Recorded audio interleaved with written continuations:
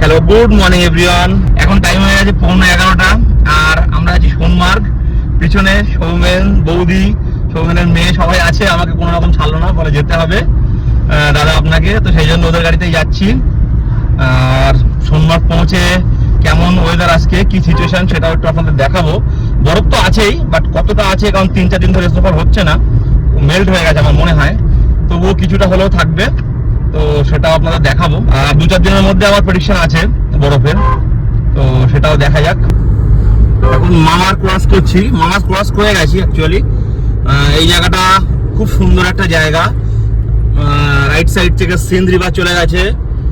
আর এই জায়গাটার নাম হচ্ছে মামার ক্রস করে গুম। এখান থেকে আর কম বেশি 40 কিলোমিটার মতো সোনমার্গ। তো পৌঁছাতে 12টা মতো বাজবে। তারপর সোনমার্গ গিয়ে কেমন বরফ পাওয়া যায় সেটাই দেখার।